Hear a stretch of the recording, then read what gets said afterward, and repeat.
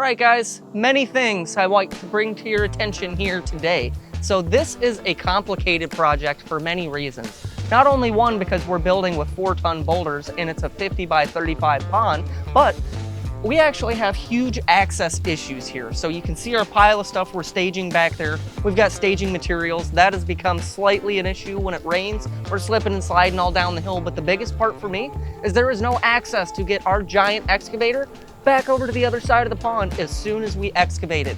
That was our biggest issue. So now that we've got this back pond wall built, you guys have seen in the video, we are flipping this over a couple feet at a time and having to build our way this way. It is really a thing. So having to build your way out makes everything so much slower. So what we did first, coming over into this section, we had the ramp that you guys saw previously. The reason we could not continue said ramp and have access with said ramp is because we don't want to be driving a 35,000 pound machine on top of our liner. That is a no-no. Definitely don't want that to happen, because hopefully when this thing gets done, it holds water. That's usually what we try to shoot for. So we had to build everything from that way coming this way, and we're now about to tackle our design for the waterfall phase, which is also going to be a challenge, because that is one tall vertical wall, guys. That's about all I got.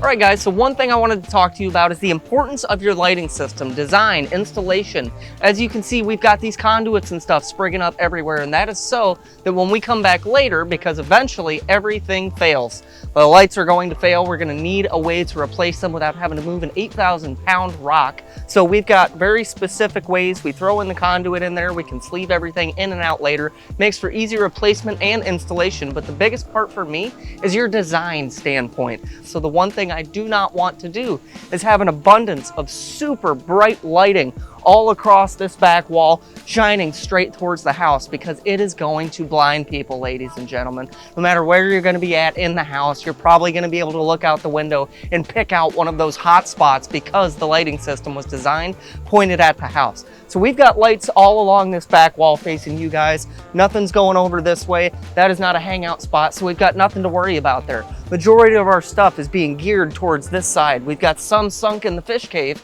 because they can get back in there far enough to not be able to see them from in the house or blind you when you're walking up the walkway. So we've got all of our lighting mostly coming down this side. It's going to be wrapping around through here along the back wall, pointing across in different ways and different elevations to make sure that the pond is very well lit, but you are not blinded from all of your viewpoints. So always think about this when you're designing your underwater lighting, because no one wants to not be able to walk around at nighttime and enjoy them.